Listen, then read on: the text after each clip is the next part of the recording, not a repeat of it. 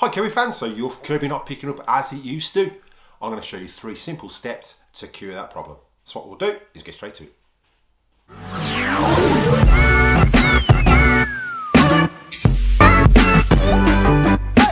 Hi Kirby fans, welcome back to the channel. Again, those new to the channel, if you find getting value out of this content, then contemplate showing support by slapping that subscribe button. It's absolutely free.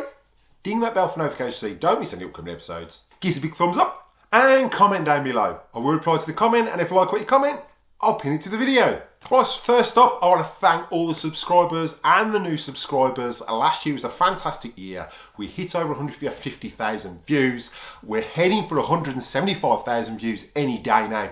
So it's absolutely awesome. And we're heading closer to that 2,000 mark when that Kirby competition is going to get launched. So if you're not subscribed, make sure you hit that subscribe button so you can enter that competition when it gets launched, and I'll comment down below when the question gets asked.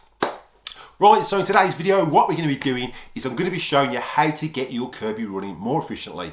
Over time, your Kirby's going to lose power and suction purely because of airflow and agitation. So we're going to be addressing a couple of issues that people have, and it's a simple process to fix. And it's 3 simple steps that you should be doing anyway. So what we'll do is we'll jump straight into it. Now, first up, as you know, I've got a dog.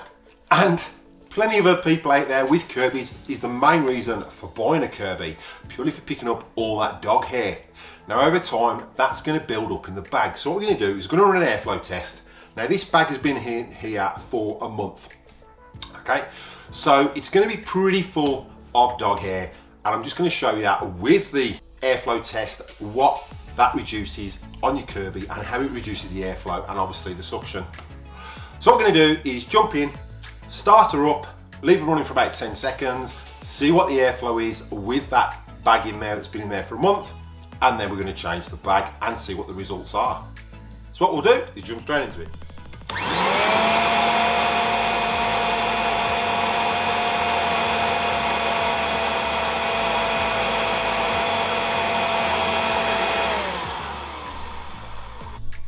Right, so with that bag, that's pushing out 122.76 CFM, which to me is pretty low. You're looking G3 airflow test with a clean bag. So now what we'll do is put a clean bag in and see how we get on then. Right, so let's just get this bag out and see how bad it actually is before we do the next test.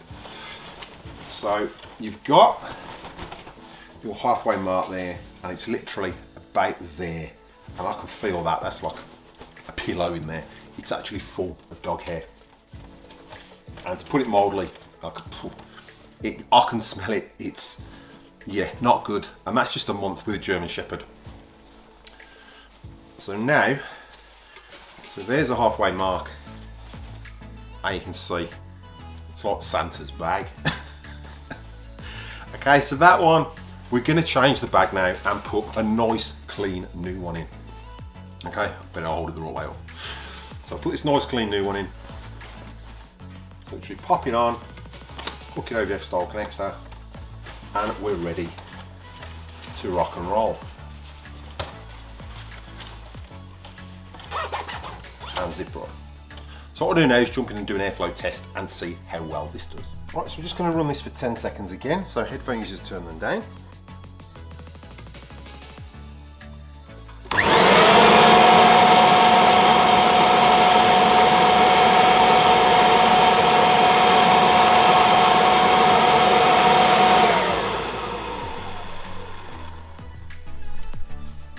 Right, so as you can see, just by changing the bag, we've gained nearly 19 CFM, 18, 19 CFM already. Well, so as you can see, you've got a massive difference in that airflow purely from changing the bag. Yes, you've got a line on your Kirby bag, but you don't always have to wait for it to get to that line to change that bag, especially if you've got pets like me. You're going to have to empty it a bit more often, purely because it's going to fill up with dog hair, unless you sweep the dog hair up separately, but you're not going to do that off your carpets. So that's one simple thing, and that's actually what comes in with your Kirby service. Every single year they'll put your new bag in, new belt, and check everything else. So what we're doing now is jump in, and I'll show you the second tip of what you should be doing on a monthly or weekly basis Right, so the second thing you should be changing, and for this reason, I've actually left this belt wound on permanently for a week. Now, as you know, I always warm my belts off, but I've left this wound on just to show you the wear through leaving your belt wound on your Kirby for a week instead of winding it off when it's not in use. This is like overnight, and then I use it the next day, and then overnight, and then I use it the next day, and so on and so on. So it's literally 7 days that it's been left on permanently. Quickly zoom in and just show you what I've actually got and the results with the belt that's been on for literally a week, permanently wound on. Right, so what we've got is a belt that I've had, I've took it off my Kirby and it's been on there a week, and then I've got a pack of 3 new belts. So if we grab a new belt, you can see what they do inside the new belts. You can't literally get them the same length because obviously they're curling up. This is a new belt. And you can see that belt has stretched considerably. That belt, actually the new belt, fits inside the old belt, and they do stretch a lot more over time. Alright, so then if you try and fit that one inside there, obviously it's going to curl because it's a bit like that, but you can see the curlness is even bigger. You can see how much more, look, comparing the two. So there's 2 belts, and there's the old belt in the middle. If I hold it properly, you can see how much more it's stretched. So it's stretched about ½ inch to ¼ inch already, bigger than what it should be. That's purely for leaving it on over a week's time. Alright, so you need to change your belt on a regular basis. I normally wind mine off every day when I'm not using it, so I'll put it on while I'm using it, and then I'll wind it off, and then obviously I'll wind it back on the next day. But like I said, with this one, I left it on purely for a week to show you the wear that you get, because you're leaving tension on that belt overnight until you finally use it. It's a rubber at the end of the day, and it's going to stretch with tension on it completely. Right, and last but not least, as you've seen, obviously I'll take it off every day, I'm going to clean it out. I haven't took this off for a week, and you can see all the debris that's around the brush roll. That's from the dog's toy. But you can see all the hairs and everything around there. If we take that out, you can see all that debris wants cleaning off. So you should clean these off at least once a week, especially if you've got pets, family with long hair, and that's mainly my partner's hair that's all around there. So I've left this on for a week just to show you how much these tangle just over a week. Now I have got an iCard above linking at the end of the video to the pet brush roll, and I have done a final review on that, which I will put up in the coming weeks on my thoughts on how it's actually run. And I did run that for 7 days. So you can see now it's all clean. Now when you put these back in again, there's an iCard above to the video. My belts are burning, and this is the reason why. 2, 1, make sure you put these back in on the correct height.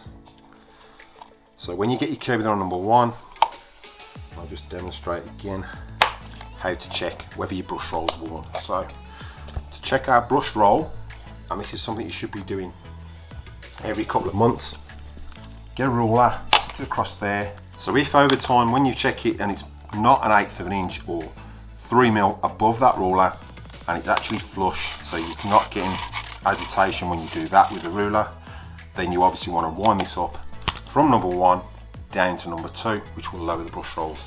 But always put them back in so they're literally sticking past 1/8 inch past that ruler. Right, so I hope you enjoyed that video, and I hope you found it really informative. And they're just 3 simple tips to keep your Kirby maintained and keeping it working efficiently. You can see from just changing the bag alone the massive difference we've got in airflow and suction from that Kirby. So you're doing yourself a favour literally by changing the bags on a regular basis. Especially if you've got pets like me, they're going to fill up a lot quicker. Obviously if you've got a new Kirby, yes, they're going to fill up with sand and dirt that your old vacuum or Dyson has left behind, whichever vacuum you had. Kirby always recommend, once you've bought a Kirby, you want to vacuum for at least 30 days before you start shampooing. So I'll just get that one in there, purely because you don't want to put in shampoo on the dirt and making mud. Make sure you vacuum them thoroughly before you even attempt shampooing. Right now, don't forget everything I show in the video today. There will be links in the description below for the best place to get your Kirby products. So make sure you check those out. So again, I hope you enjoyed those tips. And don't forget, getting close to that 2,000 subscriber mark, when I'm going to be announcing the second Kirby giveaway. So there's going to be 2 Kirbys up for grabs, like I said in this Christmas video. So if you want to be in a chance to enter that competition, then make sure you are subscribed. For those who are new to the channel, if you find you're getting value out of this content and contemplate showing support by slapping that subscribe, it's absolutely free. Ding that bell for notifications so you don't miss any upcoming episodes. Give us a big thumbs up and comment down below. I will reply to the comment, and if you like what you comment, I'll pin it to the video. So what we'll do is cut to any bloopers, and I'll catch you in the next one.